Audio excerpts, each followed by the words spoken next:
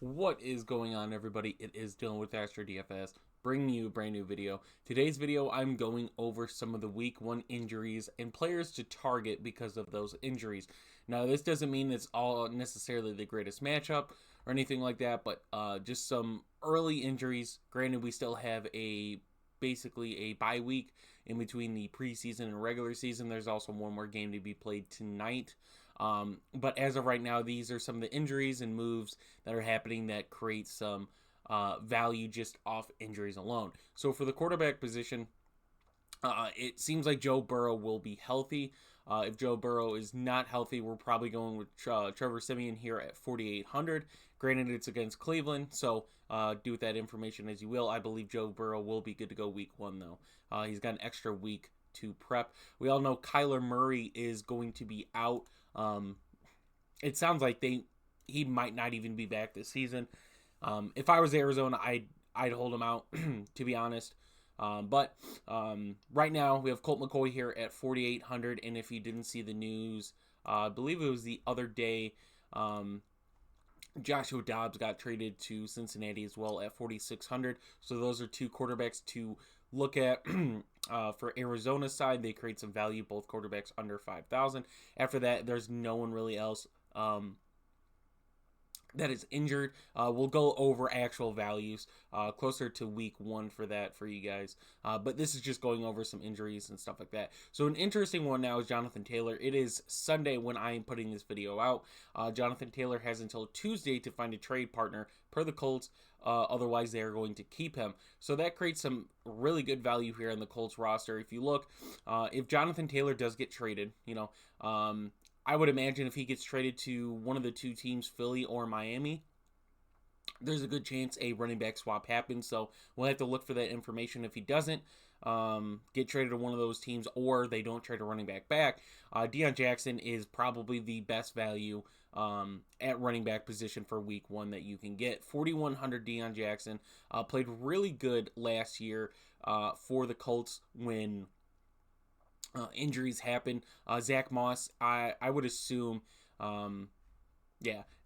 6 weeks. So I would assume Zach Moss has no shot of playing week 1. And that doesn't mean that the Colts can't bring in anybody at that. So Deion Jackson, 4,100. They've been giving him the starter reps. They've been giving him volume to try to get him even more ready. But I felt like he did a really good job last year. If you remember, for the Colts, when he got some playing time. So 4,100, Deion Jackson is a ridiculous value. Now here's an interesting one on the Saints. So we all know that Kamara's out 3 weeks. It looked really good for Jamal Williams. And it's unfortunate that it did. But Kendre Miller did get banged up. The Saints play tonight, so we'll see what that looks like. If Kendre Miller gets playing time, but he did play last week and looked really good. But with Kamara being out, both Jamal Williams and Kendre Miller at 5,100 and 4,300 scream some pretty good values. Granted, it's against Tennessee, and although their defense has went through a lot of changes, they still have a lot of good pieces in that box. So might not be as good for the Saints running game as it is passing. But we saw what Kendre Miller did in the passing game, so Kendre Miller at 4,300 could be a really good value.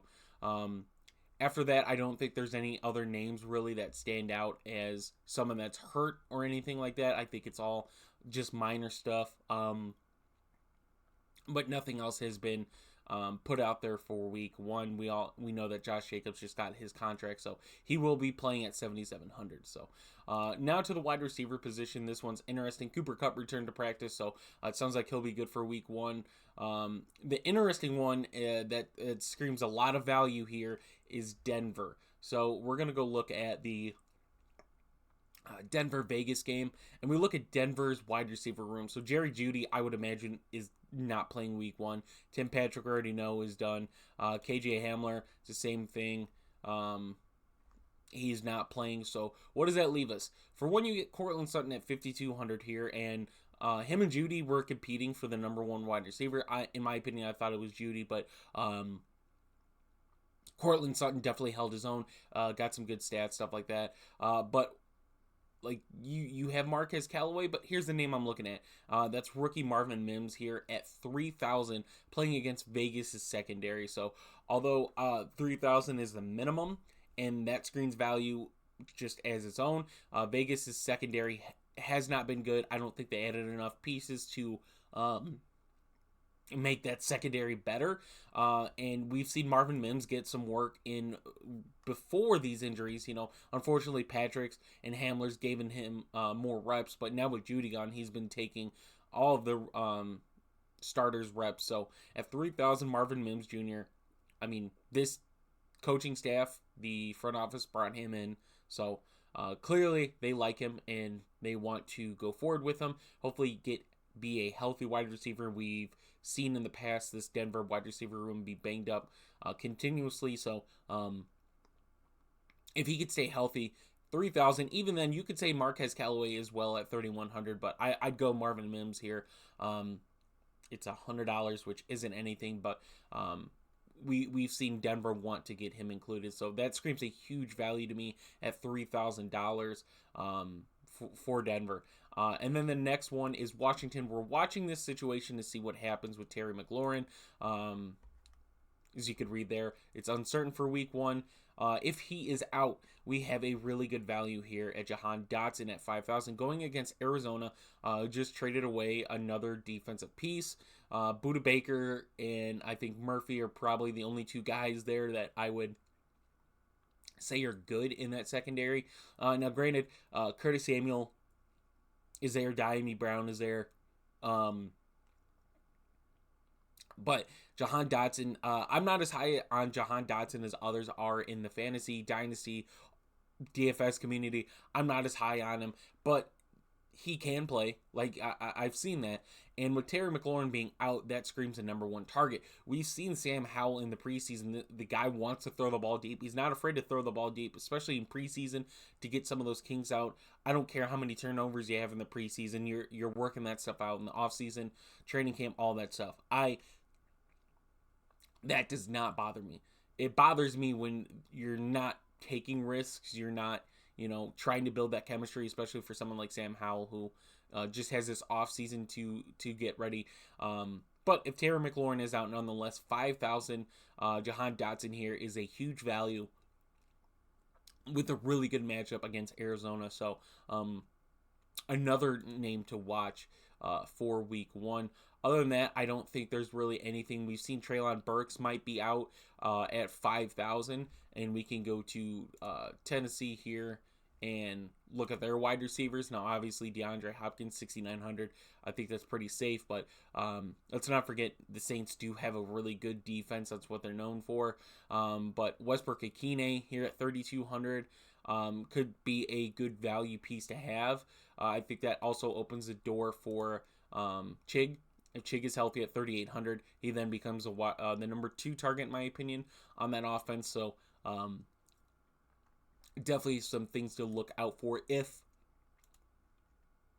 Burks is not good to go week 1. It sounds very questionable. Sounds like there's a good chance he does, a good chance he doesn't. And this one's not really a value piece, but it does bring some more information if you want to play some of these Seattle receivers going against the Rams defense, who traded away their best corner and probably the only really good secondary piece they had. So you get DK Metcalf at 7,000, Tyler Lockett at 6,700 without JSN. And yeah, you could look at their wide receiver room. A lot of guys getting banged up on that receiving team. JSN, I doubt he plays week 1. I think there's zero chance he plays week 1. I wouldn't play him week 1.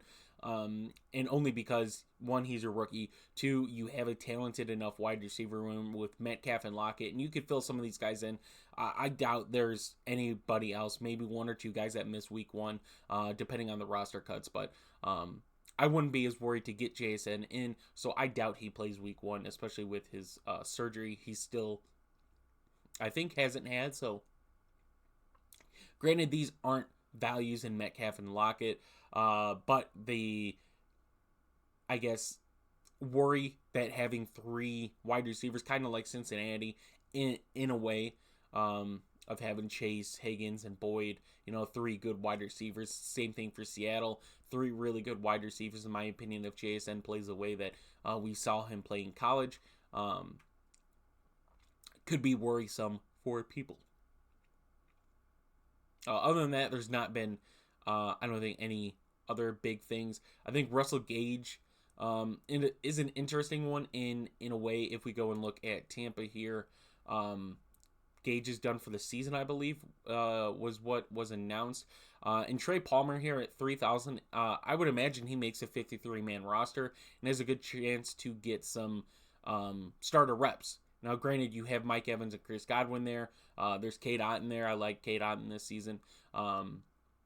But Trey Palmer at 3,000 has some opportunity to get some value here, going against a Minnesota secondary who, yet again, they've made a lot of cuts on their defense as well. I still think they have some good pieces in that secondary, and they're on a team that, runs the ball, has a lot of opportunities with the running backs in the passing game as well that we saw last season. But this is a new quarterback, obviously from Tom Brady, so maybe there's a difference in the way they run their offense. So we'll have to see how that plays out as well. Other than that, there hasn't been too much other news in the wide receiver room. Same thing for the tight end. The only news was TJ Hawkinson trying to get his contract, but I would assume he plays week 1. Zach Ertz looks to be healthy week 1. Hopefully Jelani Woods is healthy. Would like to see him there. But other than that, that's pretty much it for injury values and stuff like that, and stuff to watch for week 1.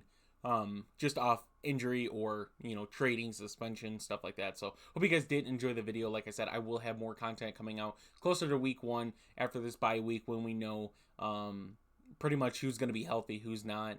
And if I don't want to put it out there, but if any other injuries happen during this practice week. So hope you guys did enjoy, and I will see you in the next one.